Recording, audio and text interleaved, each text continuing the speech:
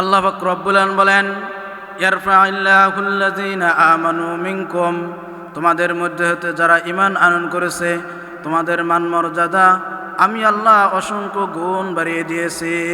সুবহানাল্লাহ। তোমাদের মধ্যে হতে যারা ঈমান আনয়ন করেছে, ঈমানদার যারা, তোমাদের মান মর্যাদা আমি আল্লাহ অসংখ্য গুণ বাড়িয়ে দিয়েছি। আজকে ঈমানদার উসিলায় বেঈমানরা খাইতেছে, ঠিক কিনা? আজকে ঈমানদারের উসিলায় বেঈমানরা চলতেছে। যেদিন একটা ঈমানদার এই দুনিয়াতে থাকবে না, ওই দিন এই দুনিয়াও আল্লাহ পাক রব্বুল আলামিন টিকাই রাখবেন না। এজন্য ঈমানদার যতদিন থাকবে এতদিন দুনিয়াতে বেঈমানরা থাকতে পারবে। আল্লাহ পাক রব্বুল আলামিন বলেন, কোনো কাফের, কোনো নাস্তিক, কোনো বেঈমান জান্নাতে যাইতে পারবে না যতদিন না পর্যন্ত একটা সুয়ের ছিদ্র দিয়ে উট না ঢুকবে। একটা সুয়ের ছিদ্র দিয়া উট কোনোদিন ঢুকতে পারবে না। একটা সুয়ের ছিদ্র দিয়া উট কোনোদিন ঢুকতে পারবে না। আর কাফের বেঈমান নাস্তিকরা এরাও কোনোদিনও জান্নাতে যাইতে পারবে না, ঠিক কিনা? এজন্য আজকে ঈমানদার উসিলায় বেঈমানরা খাইতেছে, ঈমানদার উসিলায় বেঈমানরা চলতেছে। ঈমানদার কাদেরকে বলা হয়? ঈমানদার কাদেরকে বলা হয়? ঈমানদার বলা হয় আমানতু বিল্লাহি ওয়া মালাইকাতিহি ওয়া কুতুবিহি ওয়া রুসুলিহি ওয়াল ইয়াউমিল আখির ওয়াল কদরি খাইরিহি ওয়া শাররিহি মিনাল্লাহি তাআলা ওয়াল বা'সি বাদাল মাউত। এই সাতটা জিনিস বিশ্বাসের উপর বলা হয় কি? এই সাতটা জিনিসকে যারা বিশ্বাস করে এদেরকে বলা হয় ঈমানদার। আমানতু বিল্লাহি, আল্লাহর প্রতি ঈমান আনিলাম, দেখি নাই আল্লাহকে, তার বাদেও বিশ্বাস করি। ওয়া মালাইকাতিহি, ফেরেশতাকে দেখি নাই, তার বাদেও বিশ্বাস করি ফেরেশতা আছে, ঠিক কিনা? ওয়া কুতুবিহি, আল্লাহর সকল কিতাবের উপর ঈমান এনেছি। ওয়া রুসুলিহি, আল্লাহর সকল পয়গম্বরদের উপর ঈমান এনেছি। ওয়াল ইয়াউমিল আখির, পরকালের উপর ঈমান এনেছি, পরকাল দেখি নাই। ওয়াল কদরি খাইরিহি ওয়া শাররিহি মিনাল্লাহি তাআলা, ভালো মন্দ যা কিছু হয় এটা তাকদীর অনুযায়ী হয়, এটাকেও বিশ্বাস করেছি। ওয়াল বা'সি বাদাল মাউত, মৃত্যুর পর আবার পুনরায় জীবিত হতে হবে, এটাকেও আমরা বিশ্বাস করেছি, ঠিক কিনা? এজন্য আল্লাহ বলেন, ঈমানদার যারা তোমাদের মান মর্যাদা আমি আল্লাহ অসংখ্য গুণ বাড়িয়ে দিয়েছি। সুবহানাল্লাহ। আজকে মুসলমান যারা, এদের মান মর্যাদা আল্লাহ পাক বাড়িয়ে দিয়েছেন। মুসলমানদের মতো সৌন্দর্য আর কিছু হতে পারে না, ঠিক কিনা? মুসলমানদের মসজিদ, মুসলমানদের মাদ্রাসা, মুসলমানদের কোরআন, মুসলমানদের হাদিস, মুসলমানদের মক্কা, মুসলমানদের মদিনা। মুসলমানরা মরবে তো জান্নাতে যাবে, বেঈমানরা মরবে তো জাহান্নামে যাবে, ঠিক কিনা? সেজন্য মুসলমানদের জন্য জান্নাত, বেঈমানদের জন্য জান্নাত নাই। এখন হজের সময়, এখন শত শত লক্ষ লক্ষ হাজিরা তারা কাবা শরীফ তওয়াফ করতেছে, তারা কাবা শরীফ তওয়াফ করতেছে। হজের সময় তারা হজ করতেছে। কোটি কোটি মানুষ, এমন কোনো একটা কাবার মতো, এমন কোনো হিন্দুদের কোনো গিজরা, কোনো মন্দির, এমন কোনো কিছু নাই, ঠিক কিনা? এমন কিছু দেখাইতে পারবে বেঈমানরা যে মুসলমানরা এই যে কাবা ঘর তারা তওয়াফ করতেছে, বেঈমানদের এমন কোনো কিছু নাই, ঠিক কিনা? এজন্য আল্লাহর হাবিব সাল্লাল্লাহু আলাইহি সাল্লামকে মদিনায় তাকে পাজা মেরে তাকে ধরে রয়েছেন। এই মদিনাই কত না ধন্য। ও মদিনার মাটি রে, সকল সুখ বুঝি তোর কপালে। আল্লাহু আকবার।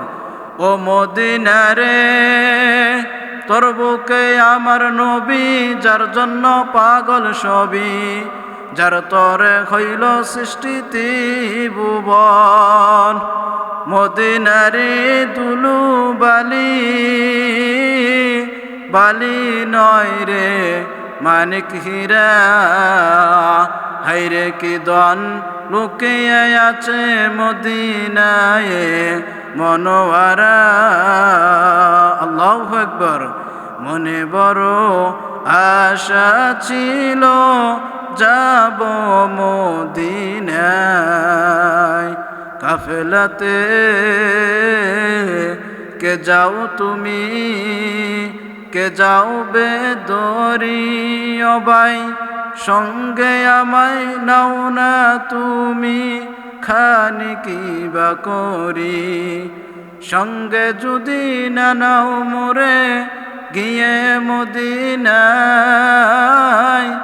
এই গরিবের সালাম দিও মদিনার বাদশাহ মনে বড় আশা ছিল যাব মদিনায় আল্লাহু আকবার এজন্য আল্লাহ পাক রব্বুল আলামিন বলেন ওয়াল্লাযীনা উতুল ইলমা দারাজাত আমি যাদেরকে ইলম দান করেছি এদের মান মর্যাদা আর আমি আল্লাহ আর অসংখ্য গুণ বাড়িয়ে দিয়েছি সুবহানাল্লাহ যাদেরকে হাফেজ বানিয়েছি যাদেরকে আলেম বানিয়েছি যারা হাফেজ হয়েছে আলেম হয়েছে এদের মান মর্যাদা আমি আল্লাহ অসংখ্য গুণ বাড়িয়ে দিয়েছি একজন হাফেজ কাল কিয়ামতের ময়দানে হাসরে তারা 10 জন ব্যক্তিকে তারা শাফায়াত করে নিয়ে যাবে তারা তাদের আপনজন এবং আত্মীয় স্বজন যারা আছে এদেরকে শাফায়াত করে এরা জান্নাতে নিয়ে যাবে তখন ওই দিন আরও কিছু ব্যক্তি যারা থাকবে যারা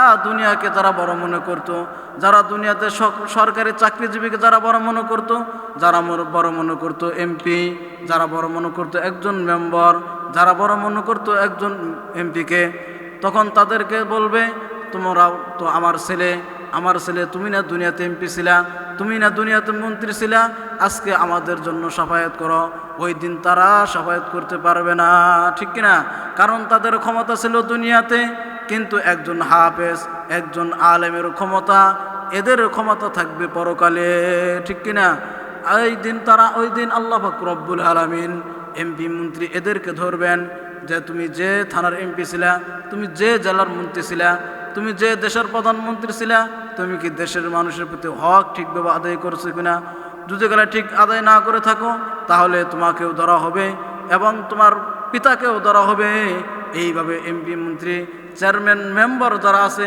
এদের প্রত্যেককেই ওই দিন কঠিন কাঠগড়ায় দাঁড়াইতে হবে ঠিক কিনা সেজন্য তারা কোনোদিন ওই দিন সুপারিশ করতে পারবো না কিন্তু আমরা তো আজকে দুনিয়াতে মনে করি সরকারি চাকরিজীবী যারা এরাই মনে হয় আসল এরা আসল নয় এরা হলো নকল আর আসল হলো পরকালের বাড়ি ফামান যুহজিহা আনিন নার ওয়া উদখিলাল জান্নাতা ফাকাদ ফাজ ওমাল হায়াতুদ দুনিয়া ইল্লা মাতাউল গুরুর যারা পরকালের বাড়ি হলো আসল বাড়ি পরকালের ক্ষমতা হলো আসল ক্ষমতা ওই দিন হাফেজ আলেমদের ক্ষমতা থাকবে ঠিক কিনা আজকে দুনিয়াতে মোল্লার দাম নাই আজকে দুনিয়াতে মোল্লাকে আমরা ছোট বলে মনে করি ওই দিন মনে রাখবেন একজন হাফেজ একজন আলেম সে তার পিতামাতাকে সুপারিশ করে আত্মস্বজন সুপারিশ করে জান্নাতে নিয়ে যাবে আর ওই দিন কোনো এমপি কোনো মন্ত্রীর কোনো কি থাকবে না কোনো ক্ষমতা থাকবে না বরঞ্চ তারা হিসাব দিতে মরবো ঠিক কিনা সেজন্য আমরা হাফেজ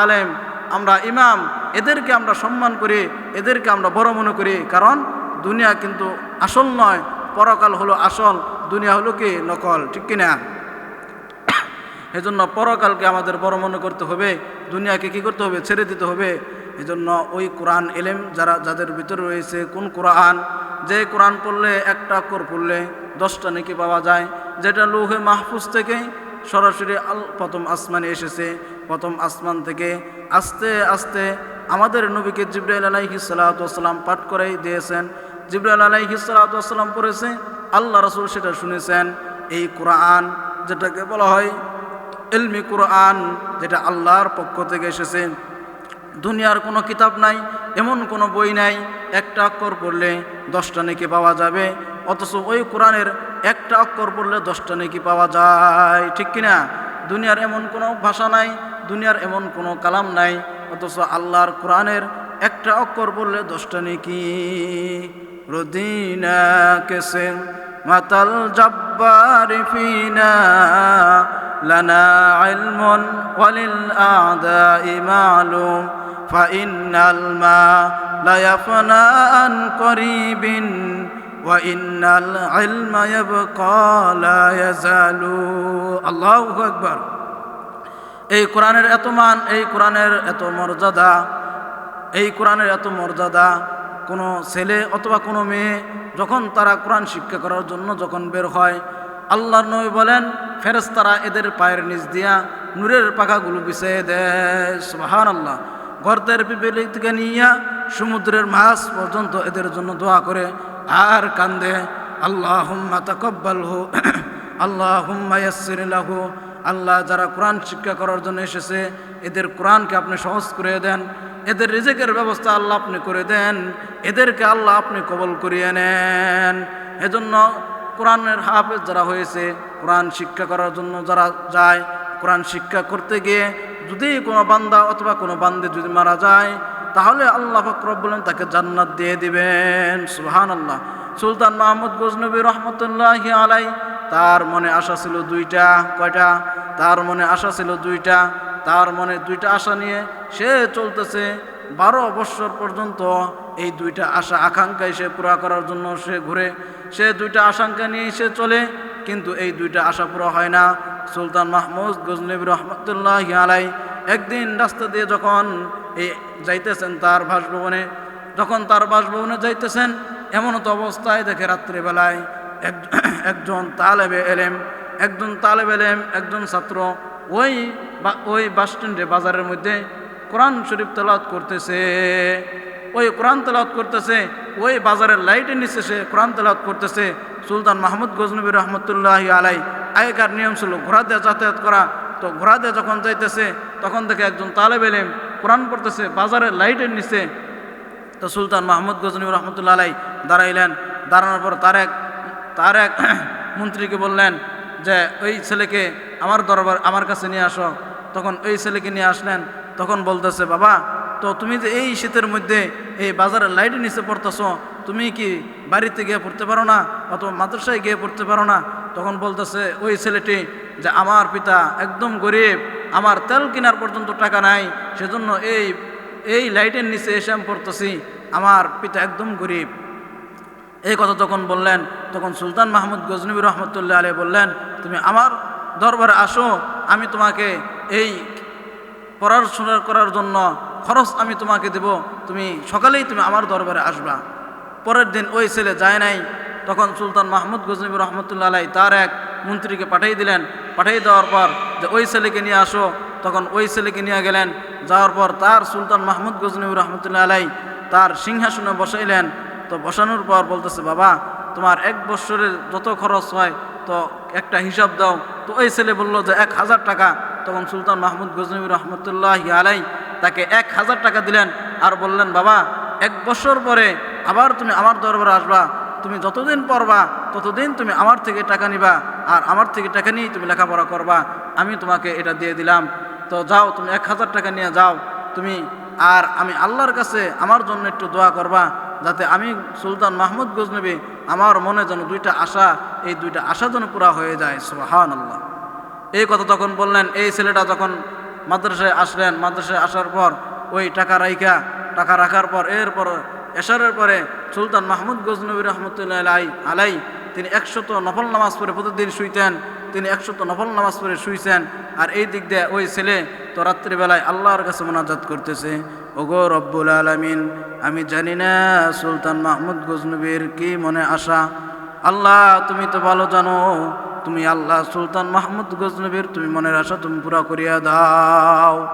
তো সুলতান মাহমুদ গজনবীর মনের আশা ছিল, 1 নম্বর মনের আশা ছিল এই দুনিয়াতে কে শ্রেষ্ঠ ব্যক্তি, আর আরেকটা মনের আশা ছিল কি, যে আল্লাহর হাবিবকে স্বপ্নে দেখার জন্য। এই দুইটা ছিল মনের আশা। তো এই ছেলে আল্লাহর কাছে কান্না করতেছে আর দোয়া করতেছে, আল্লাহ সুলতান মাহমুদ গজনবী রহমতুল্লাহি আলাইহি এর মনের আশা আল্লাহ তুমি পুরা করিয়া দাও, আল্লাহ তুমি এর মনের আশা পুরা করিয়া দাও। ছেলে যখন হাত তুলে যখন আল্লাহর কাছে কান্নাকাটি শুরু করে দিয়েছে, আল্লাহ পাক রব্বুল আলামিন তার দোয়া কবুল করে নিয়েছেন। সুবহানাল্লাহ। আল্লাহ যখন তার দোয়া কবুল করে নিয়েছে, আল্লাহ পাক রব্বুল আলামিন বলতেছে, ও আমার বন্ধু, আর ঘুমায়েন না, আর রওজায় থাকেন না, এখনই যান সুলতান মাহমুদের সাথে সাক্ষাৎ করেন।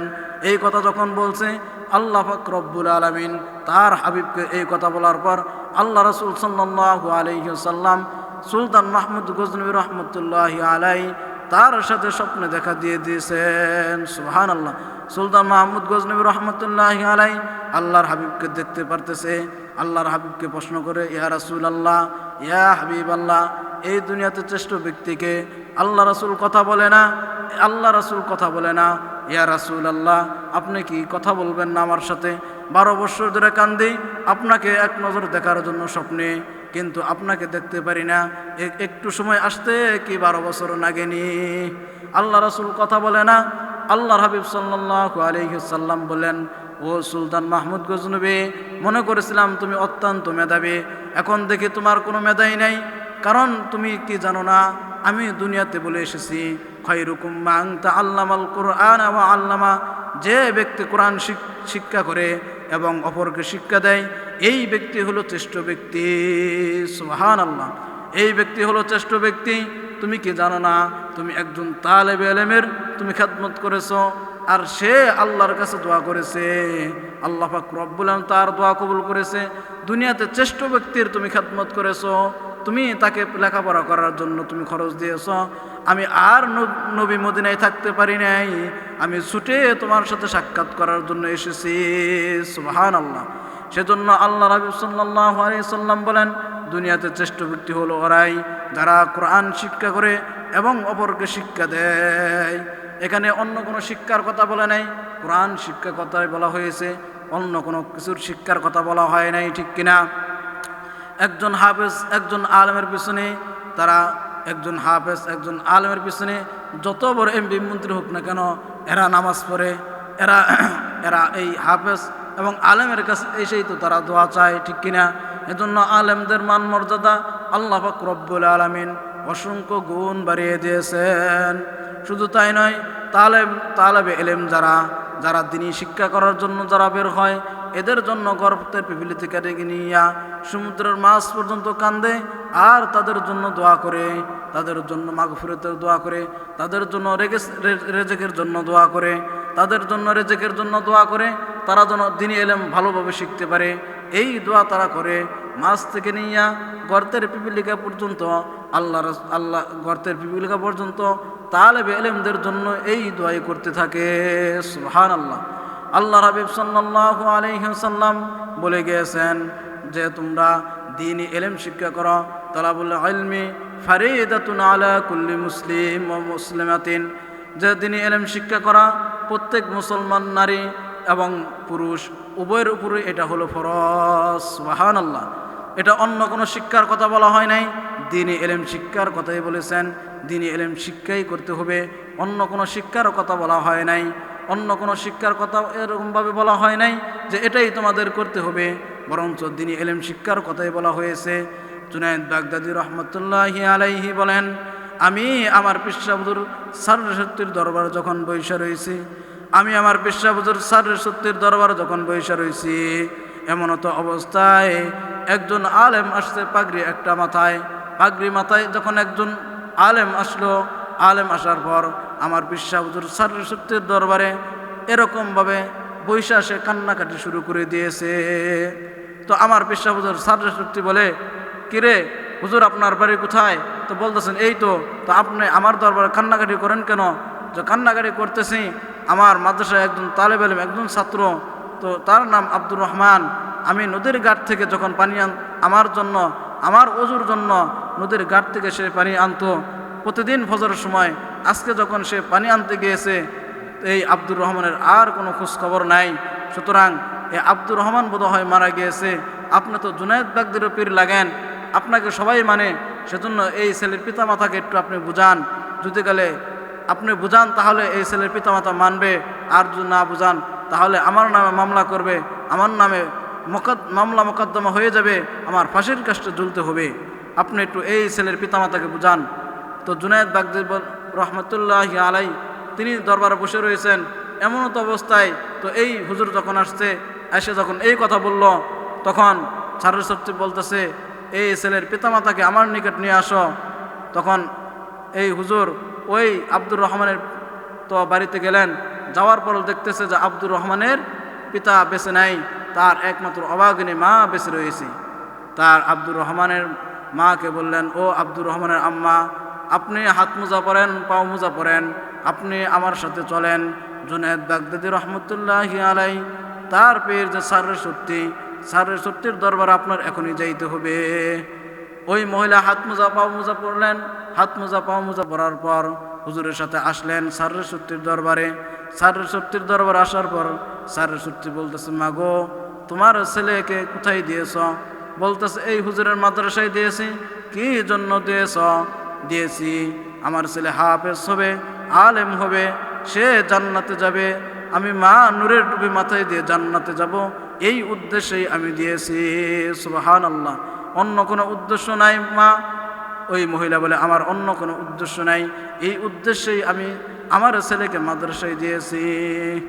স্যারের সত্যি বলে মা তোমার নিয়ত কবুল হয়ে গিয়েছে, তুমি তো হাফেজের মা হইয়া জান্নাতে যাইতে চেয়েছিলা, আল্লাহ পাক রব্বুল আলামিন তোমাকে শহীদের মা হিসেবে কবুল করে ফেলেছেন। সুবহানাল্লাহ। কেমনে বুঝলেন হুজুর আমি শহীদের মা হয়ে গেলাম? কেমনে? শোনো, তোমার ছেলে এই হুজুরের অজুর পানি আনতো প্রতিদিন ফজরের সময়। আজকে যখন নদীর ঘাটে গেছে, তোমার ছেলে নদীতে পইরা মারা গিয়েছে, তোমার ছেলের আর কোনো খবর নাই। সুতরাং মা তুমি কান্নাকাটি করিও না, তুমি এই হুজুরের বিরুদ্ধে কোনো মামলা মোকদ্দমা করিও না। ওই মহিলা বলতেছেন কিসের মামলা, কিসের মোকদ্দমা? আমি কিছু করব না, আমার ছেলে যে এইভাবে মারা গেল, আমার থেকে কেন বিদায় নিয়ে গেল না? আমি মা তাকে বিদায় দিয়ে দিতাম হাসি মুখে। স্যারের সত্যি বলেন অমা তাদের নাফসুন বি আইয়ে আরজুন তামুত, মানুষ তো জানার না সে কখন কোথায় মারা যাবে। সুতরাং মা তোমার ছেলে তো মারা যাবে, এটা তো তোমার ছেলেও জানে না। সুতরাং তুমি আলহামদুলিল্লাহ বলে শুকরিয়া আদায় করো, আল্লাহ পাক রব্বুল আলামিন তোমাকে শহীদের মা হিসেবে জান্নাত দিয়ে দিবেন। সুবহানাল্লাহ। এই কথা যখন বললেন তখন ঠিক আছে হুজুর, আমার ছেলে যে নদীর ঘাটে পড়ে মারা গেল, যে নদীর ঘাট থেকে পানি আনতো, আমাকে ওই নদীর ঘাটখানা একটু নিয়ে যান, আমি ওই নদীর ঘাটখানা একটু দেখতে চাই। এই কথা যখন বললেন তখন বললেন ঠিক আছে চলো। স্যারের সত্যি ওই হুজুর এবং জুনায়েদ বাগদাদি সহ তখন নদীর ঘাটে গেলেন। তো নদীর ঘাটে যাওয়ার পর এখন বলতেছেন মাগো এই নদীর ঘাট থেকে এখান থেকেই তোমার ছেলে প্রতিদিন সকালে পানি নিত। আজকে যখন পানি আনতে গিয়ে যখন আসছে, তোমার ছেলে এই নদীর ঘাটে পড়ে মারা গিয়েছে। নদীর যে স্রোত যাইতেছে এখানে তো আর সে নাই, সে হয়তো বেশি কোথাও পড়ে গিয়েছে, আমরা তার লাশ তো খুঁজে পাই নাই।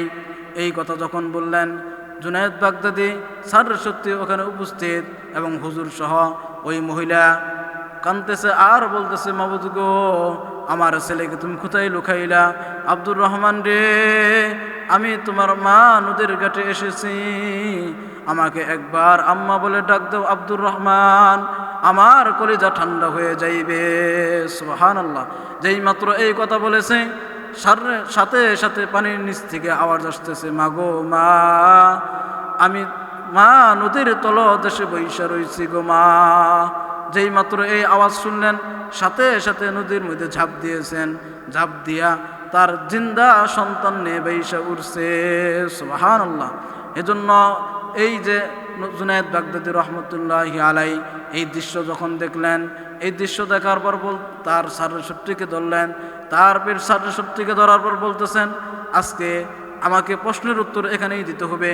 এই যে ছেলেটা পড়ছে এই সকালবেলা, এখন তো সন্ধ্যা হয়ে যাইতেছে, মাগরিবের আজান দেবে, 24 ঘন্টা পর্যন্ত কেমনে এই নদীর ঘাটে এই নদীর পানির মধ্যে ছিল, এর উত্তর আমাকে দিতে হবে, খাঙ্কায় যেয়ে দিলে হবে না, এখানেই এই প্রশ্নের জবাব দিতে হবে। জুনায়েদ বাগদাদ যখন এই কথা বললেন, স্যারের সত্যি বলে ঠিক আছে তোমাকে প্রশ্নের উত্তর আমি এখানেই দেব।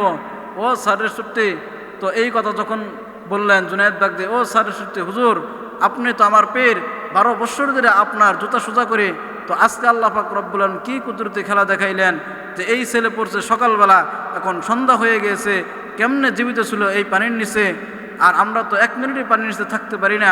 তখন স্যারের সত্যি বলে ও জুনায়েদ বাগদাদি তুমি কি এই হাদিস পড়ো নাই? তুমি কি জানো না রহমতুল্লিল আলামিন সাল্লাল্লাহু আলাইহি ওয়াসাল্লাম বলে গিয়েছেন যখন কোনো তালেব ইলম কোরআন শিক্ষা করার জন্য যখন বের হয়, গর্তের পিপিলিকা থেকে নিয়ে সমুদ্রের মাছ পর্যন্ত তার জন্য কান্দে আর দোয়া করে। তুমি কি এই হাদিসকে জানো না? তুমি কি জানো না গর্তের পিপিলিকা এবং সমুদ্রের মাছ দোয়া করে?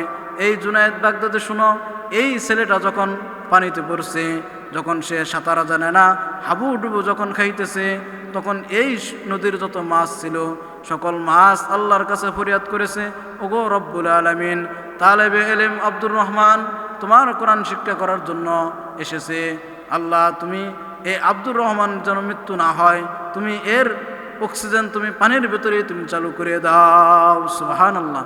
এই নদীর মাছ আব্দুর রহমানের জন্য দোয়া করেছে, সেজন্য আল্লাহ পাক রব্বুল আলামিন তার অক্সিজেন পানির মধ্যেই চালু করে দিয়েছে। সুবহানাল্লাহ। সেজন্য বলতেছিলাম তালেবে ইলমদের মান মর্যাদা কেমন, যারা হাফেজ হয়েছে, আলেম হয়েছে, এদের মান মর্যাদা দুনিয়াতে এবং পরকালে অসংখ্য মান মর্যাদা এদেরকে আল্লাহ পাক রব্বুল আলামিন দিয়েছেন। সুবহানাল্লাহ।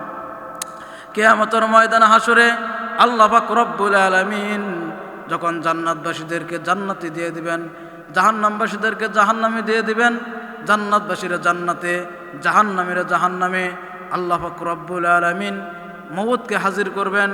এই মউতকে চিরদিনের জন্য জবাই করে দিবেন।